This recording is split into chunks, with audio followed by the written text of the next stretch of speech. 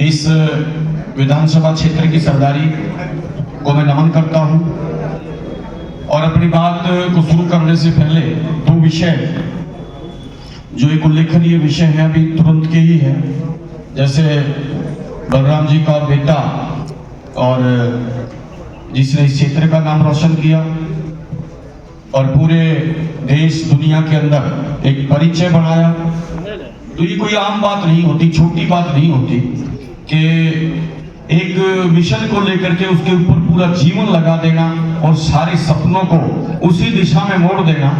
तो सबसे पहले उस बेटे को शुभकामनाएं। और एक बार भाई प्रधान जी पर खड़े जाओ भाई। दूसरे अनिल जी, एक बार अनिल जी से भी निवेदन करूंगा खड़े हो। इनका बेटा अक्षित, तो वो स्टोरी अभी मुझे ज्यादा पता है। तो अक्षित ने भी आज पूरे भारत का नाम रोशन किया है और अभी भारत का 20 देशों का एक समूह है G20। पिछले उसका जो आयोजन था वो भारत में हुआ था और पूरी दुनिया के प्रतिनिधि जो थे वो भारत में आए। आज इसी प्रकार से भारत के डेलीगेशन को विदेश जाने का जो सौभाग्य हुआ और उसमें जब युवा चुनाव हुए तो वो कितना टफ होता है कि 5 युवा पूरे देश में से चुने गए जो भारत का प्रतिनिधित्व G20 के उस देशों के अंदर रखेंगे, जहां पर 20 तो देश उसके नॉमिनेट सदस्य होते हैं, तय सदस्य होते हैं, बाकी आमंत्रित सदस्य होते हैं। तो वहां पर जाकर भारत के का पक्ष रखने का वो सौभाग्य जिन भारतीय युवाओं को होना था, उन युवाओं का और डेलीगेशन का हेड बनने का सौभाग्य अपने अक्षित दहिया को हुआ। चाहिए कि प्रेरणा वो होनी चाहिए कि जो देश और समाज को आगे बढ़ाने का जिसके पास कोई लक्ष्य हो और वो लक्ष्य हमारे लिए प्रेरणा बने। तो इस प्रकार के नवयुवक हमारे समाज के लिए प्रेरणा है। मैं उन सबके लिए शुभकामनाएं देता हूं जो इस प्रकार अपने देश और समाज का नाम आगे बढ़ाने का काम करते हैं और अपनी बात को आगे बढ़ाने के लिए मैं तैयार होता हूं। आज का यहाँ जो कार्यक्रम हुआ है भाई, ये बीच वाली कुर्सी खाली है, आप खड़े हो, बैठ जाओ। आज जिस विषय पर की चर्चा के लिए और हम यहाँ पर आए हैं वो वास्तव में मेरा नहीं बल्कि हम सबका विषय है। आज यहाँ पर बैठे जो इस क्षेत्र में जन्मे, इस देश की धरा पर जिनका जन्म हुआ है, तो उन सब भाई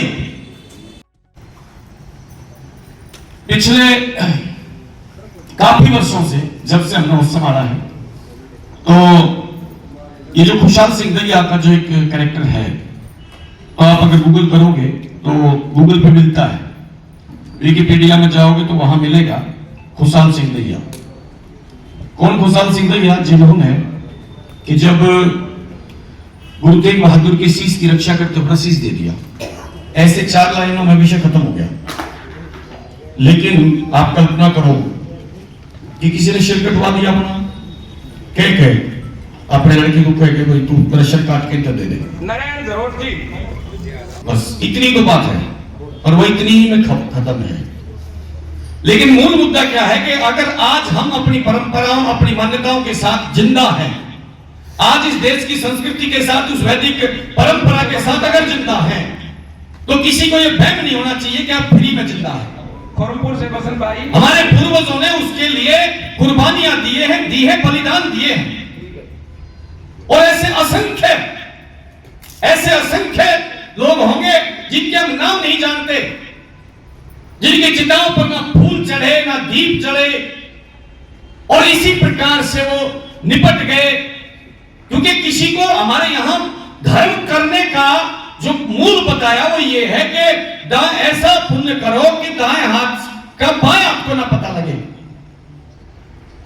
और जब धर्म की इस प्रकार के त्याग की चर्चा कहीं चलती है तो वो चर्चा इस प्रकार से चलती है कि भाई तो मेरा फर्ज था, ये तो मेरा धर्म था और मैं नहीं तो कौन करता।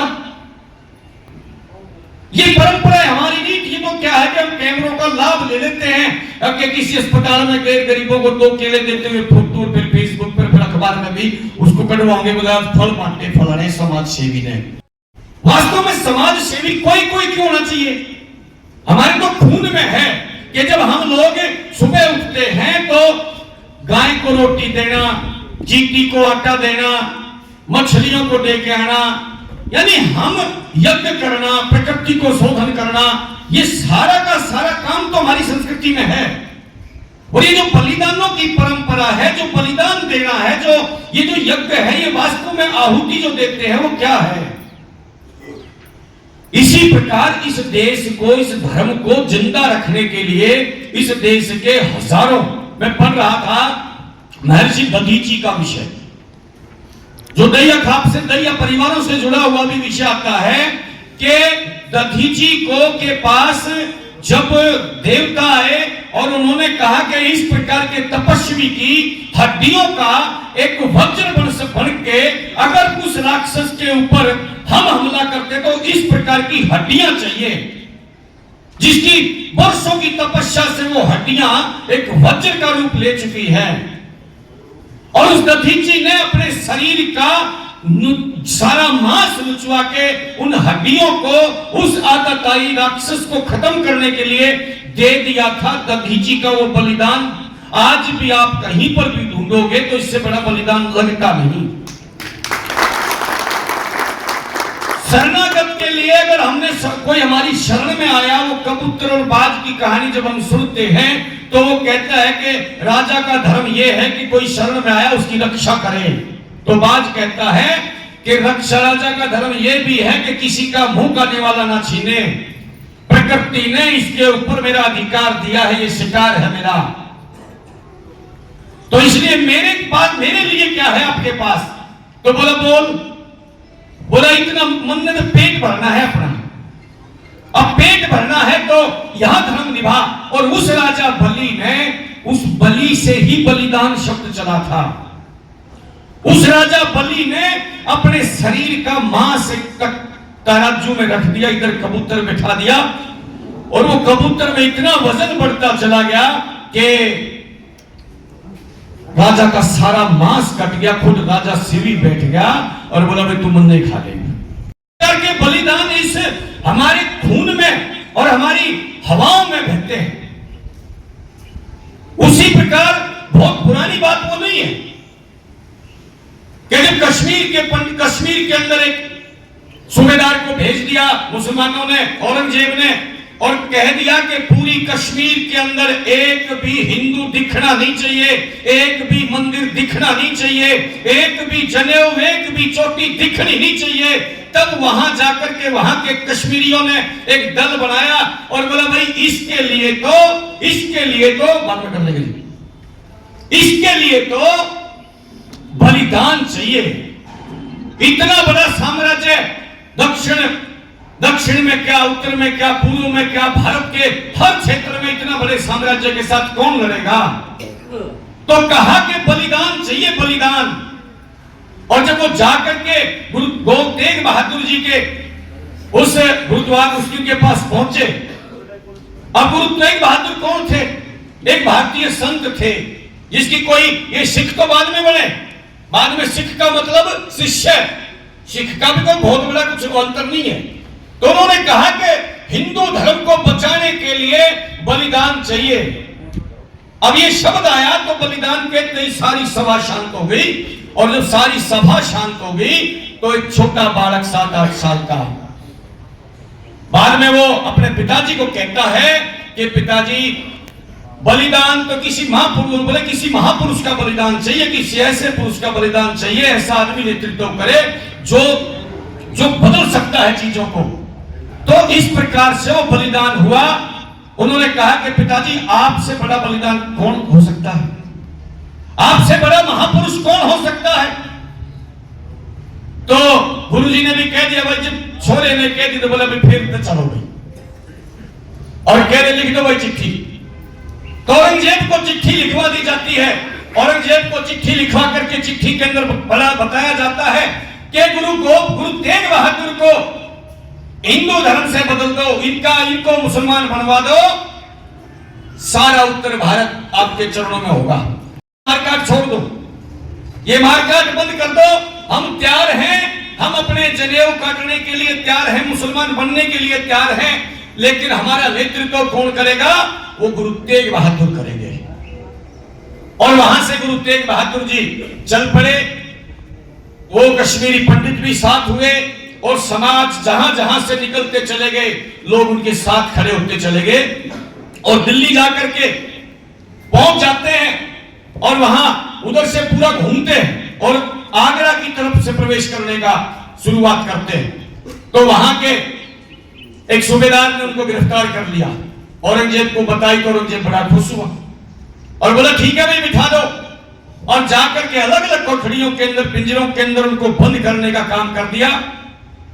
और ऐसे उसके शिष्य और वो तो पहले दिन भाई दयाला को कहा कि भाई धर्म बदल ले, मुसलमान बन जा, और मुसलमान बनेगा तो धन सत्ता मिलेगी, धन मिलेगा, यानी धर्म के बदले धन मिलेगा, बोल के इच्छा है।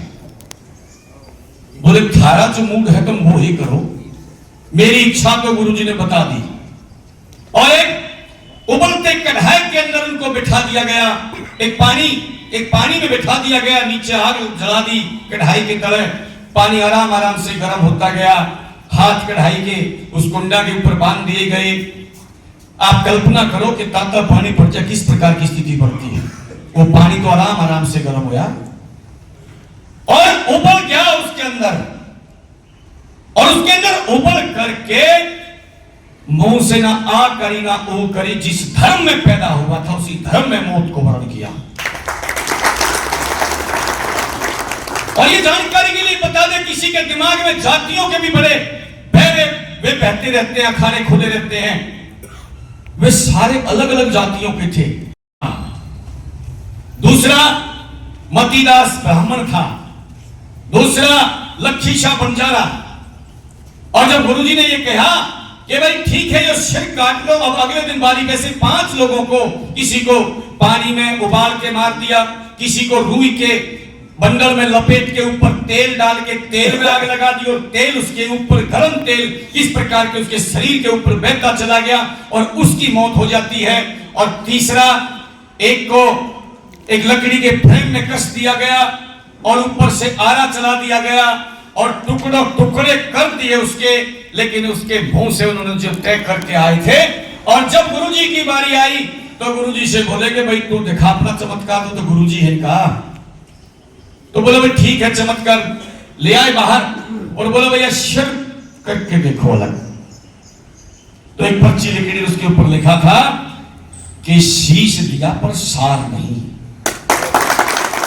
तो हमने जिंदगी को कभी समझा ही नहीं, जिंदगी तो आनी जानी है, आज मरेंगे कल फिर पैदा हो जाएंगे। कितने लोग होंगे जो अलग अलग प्रकार से जिए होंगे, कितने को याद किया जाता है, लेकिन याद किनको किया जाता है कि जो मरे, तो वो वास्तव में मरे नहीं, वही जिए, बाकी तो सब मरे। और वहां से वो चल पड़ता है। उसके बाद जैसे ही वो शीश काटा और अलग अलग गिरा, तो उस समय का इतिहास का लेख बताता है कि चारों तरफ आंधी आ गई, काली आंधी चारों तरफ चल गई, जबकि मौसम नहीं था और एकदम सब बिखर गया चारों तरफ। और भाई जेता उसका शीश अपनी गोदी में लेकर इधर उड़ लिया और उस जो शरीर था वो गुरु तेग बहादुर जी के उस शरीर को लेकर के एक लखीशाह बंजारा, वो लखीशाह बंजारे ने तुरंत अपनी गाड़ी के अंदर शीश को, शरीर को रख करके और जाकर के रुई का व्यापार करता था और छप्पर उसके यहां डला हुआ था, सीधा गुरुजी को अंदर डाल के उसके धड़ को और उनके धड़ पे जाकर के घी और जो भी परंपरा, जो भी संस्कार का होता है उसमें जाकर के आग लगाने का काम किया और घर में जाकर हाथ जोड़ दिए और इस प्रकार से शरीर का संस्कार किया। और इधर ये जो भाई जेता, अभी जेता की भी मैं जाति बता दूं, वो वाल्मीकि था, वो वाल्मीकि समाज का वो लड़का, और गुरुजी के शीश को लेकर के और वहां से दौड़ लगा दी उसने। और जब दौड़ लगाई तो जैसे ही वो 25-35 किलोमीटर की यात्रा करके जब वो आगे बढ़ा तो वहां जाकर के गांव गढ़ी, इसको गढ़ी कुशाली के नाम से जाना जाता है, बाद में वो बड़े खालसा हुआ। उस गढ़ी कुशाली के अंदर वो आता है, उसने सारी कहानी बताई कि इस प्रकार से ये जो शीश है, ये शीश गुरु जी का शीश है। इस बात की जानकारी उनको थी और उसने जाकर के उन्होंने बताया कि भाई शीश की रक्षा करनी है। अब शीश की रक्षा कैसे होगी? बोला भाई कर दो तलवार, कर दो लठ। खुशहाल सिंह ने कहा कि भाई दिमाग का काम लेना पड़ेगा, ये बलिदान का सौदा है, बलिदान से ही पूरा होगा। ये जो व्यक्ति है, इन्हें मरने की जरूरत क्यों पड़ी? क्या आवश्यकता थी अपना शर कटाने की? इसलिए गया कि ये संस्कृति बचाना। गीता में भी यही कहा है कि दूसरों के तो अपने धर्म में मरना अच्छा है, दूसरों के धर्म में जीने से। रामायण के अंदर भी यही कहा है भगवान राम ने। इसी प्रकार से ये व्यक्ति ने अपना सर कटाया है, गुरुजी ने अपना सर कटाया है, तो ये शीश बाइज्जत आनंदपुर साहिब जाना ही चाहिए। इसके लिए कोई भी कीमत चुकाई जाएगी, हम तैयार हैं। लेकिन ऐसा हो कि कीमत भी जा और शीश भी जा, इसके लिए बुद्धि का उपयोग करना पड़ेगा। तो योजना बनी कि एक शर दे दो उसके बदले में। तो शर कौन देगा? तो खुशहाल सिंह ने कहा कि शर खुशहाल नहीं देगा। भाई सिंह ये भी कह सकता था कि भाई तू दे दे, भाई वो दे दे, भाई वो दे दे। ऐसा वर्णन नहीं आता। वर्णन ये आता है कि शर खुशहाली देगा। इतने में लड़का कहता है कि ना बाबू शर मैं दूंगा, शर मैं दूंगा। और सारा गांव वहां पर खड़ा था। उस गांव के अंदर बनिया भी थे, ब्राह्मण भी थे, सब लोगों ने इसी प्रकार की गूंज हुई और अंत में जीत हुई कि शर कुशाली देगा। इसलिए देगा कि कुशाली का और गुरु तेग बहादुर के चेहरे मिलते हैं। कुशाली की दाढ़ी और केस हैं, गुरु जी के भी दाढ़ी और केस हैं, इसलिए शर कुशाली देगा। और कुशाल सिंह ने अपने लड़के से कहा मित्र चल, और तब जाकर के बाहर वो शीश दिया जाता है। और उस भाई जेठा को पहले भेज दिया, तू चल, पीछे पीछे दूसरा शीश आया भी और मुसलमान सेना से बात हुई कि भाई अब ये भी गया। भाई जाकर के पीछे उस शीश को लेकर के आए, क्योंकि औरंगजेब ने ये कहा था कि ये जो शीश है, ये जो धड़ है, जो टकराया है औरंगजेब के शासन से, उसको दिल्ली के चारों दरवाजों पर काट के दामन काटने का काम करेंगे, टांगने का काम करेंगे। इस प्रकार से काट के टांगने का काम। और औरंगजेब ने वो तय किया था कि दिल्ली के Lahori gate, Kashmiri gate, Delhi gate, इन अजमेरी गेट, इन गेटों के ऊपर वो टांग दिया जाएगा। और ये महसूस होगा कि वो चला था एक वहां से गुरु बन के, योद्धा बन के, उसको चारों तरफ टांग दिया और चील कौवों ने खाया है, कीड़ों ने खाया है उसको। और अगले दिन जब ये सर वहां वापस गया, उसके बाद ये समझ में आया कि शीश वो है, पहचान तो पाए नहीं। बोला हाँ शीश तो वही है। लेकिन बाद में खबर ये आई कि आनंदपुर साहिब के अंदर, श्री आनंदपुर साहिब के अंदर जाकर के गुरु तेग बहादुर के शीश का तो संस्कार हो चुका है बड़े सम्मान के साथ। और जब वहां से वो लोग आए तो उस पर खालसा गांव को उजाड़ दिया। बाद में वो गांव अलग अलग स्थानों पर जाकर के बसा। दिल्ली के जमुना जी के पास एक, बख्तियारपुर के पास एक गांव में जाकर के रुके। वहां पर आज भी कुशाली का एक कुआं है। किसी बात पर कोई बात हुई कि पानी भरने के ऊपर, तो उसने कहा कि पानी पहले मैं भरूंगा, लेकिन पानी वहां बहुत ऊपर था। शाम तक एक दूसरा कुआं, जब उसने उसमें पानी पिया तो कुशाली के कुएं के रूप में भी जाना जाता है। क्योंकि हमारी आदत में नहीं है अपने इतिहासों को संरक्षित करना, अपनी परंपराओं का निर्वहन करना। और जो कौम अपनी परंपराओं के, अपने इतिहासों को भूल जाती है, वो ज्यादा दिन नहीं रुकती। उनको तो इसलिए अनेक जिन जिन लोगों ने अपने इतिहास पर गर्व किया है और अपने महापुरुषों को नमन किया है, उनके रास्तों, भलाई रास्तों पर चलने के लिए अपने आप को खड़ा किया है, वो कौम ही जिंदा है। तो आज ऐसे अनेक महापुरुष होंगे जिन्होंने इस समाज के लिए अपने जीवन लगाए हैं। वो जीवन लगाने का मतलब बलिदान ही होता है कि समाज हित में काम करना, अपनी इच्छाओं को खत्म करके, कि जो देश के लिए, समाज के लिए, धर्म के लिए जो चीजें ठीक है वो करूंगा। मेरे लिए अब जो तपस्वी हम देखते हैं, कोई तपता है, कोई किसी प्रकार की, तो उनके मन में कहीं ना कहीं ये होता है कि वो इस समाज के लिए जो दूसरों के लिए किया गया वो कार्य, वही बलिदान की श्रेणी में आता है। तो इस प्रकार से आज ये घटना नवंबर मास की है और अगले आने वाला जो ये नवंबर मास है, ये इसके अंदर 350 वर्ष इस घटना को बीत जाएंगे। सारा सिख समाज अपने गुरु के उस शीश यात्रा को नमन करने के लिए उस दिन सड़कों पर होगा। पूरे के पूरे कुंबे के कुंबे उनके लोग इसमें महीनों महीनों के समय देंगे, अपनी पीढ़ियों को, अपने आने वाले उन बच्चों को दिखाएंगे कि हमारे पूर्वजों ने ये किया था। तो मैं आज इतना पूछने और बताने के लिए आया हूं, क्या हमारा कोई धर्म और हमारा कोई फर्ज है क्या इस काम के लिए? हमारी कोई योजना बन सकती है क्या? ये तय है, वो कार्यक्रम तो होगा। वहां तो खुशहाल सिंह के हमने पीछे 17 के अंदर उनका एक स्टैचू बनवाया, सरकार ने बनवाया। उससे पहले 2000 में चौधरी ओम प्रकाश चौटाला की सरकार के अंदर वहां एक बहुत बड़ा मेमोरियल बनाया और अलग अलग उनके लिए काम हुए। पिछले दिनों डॉक्टर साहब के नेतृत्व में और इस जागृति स्थल पर भैया खाप के द्वारा यहां पर उनका स्टैचू बनवाया। तो हमने ये तय करना है कि वो 350वां जो वर्ष उनका आने वाला है, आज हम सब उस समय स्वस्थ हैं, आज हम सब योग्य हैं, तो हमारी कोई भूमिका उसमें होनी चाहिए कि नहीं होनी चाहिए? होनी चाहिए। तो इसलिए हम ये एक इच्छा ये है कि हरियाणा के हर गांव का पानी, उस स्थान को, ये सोनीपत के हर गांव का पानी उस स्थान को सींचने के लिए, अपने गांव की तरफ से, अपने परिवार की तरफ से 2 फूल चढ़ाने के लिए, कि उन जैसे महापुरुषों के कारण से आज ये धर्म, ये संस्कृति, ये देश खड़ा है।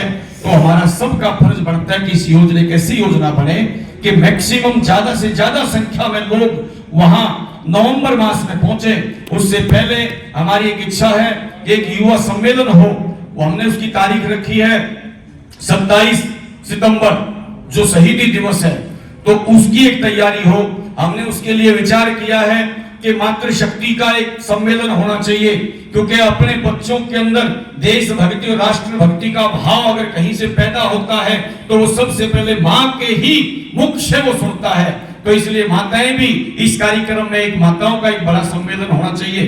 अपनी जो खाप, अपनी जो समाज की सरदारी है, सारा समाज मिलकर के एक बार प्रमुख जो सामाजिक सद्भावना के नाते से हर समाज के प्रमुख लोगों का एक छोटी सी इसी प्रकार की बैठक होनी चाहिए, ताकि सारा समाज मिलकर के इसको मनाए। क्योंकि वो दरिया खाप से विशेष संबंध था, तो ये नैतिक अधिकार बन जाता है हर गांव का, ताकि वो व्यक्तिगत रूप से इस काम में जुटे। इस प्रकार से उन गांवों की भी कोई मीटिंग होनी चाहिए। तो ये सारी बातें आज यहाँ पर मैं आपके सामने करने के लिए आया था।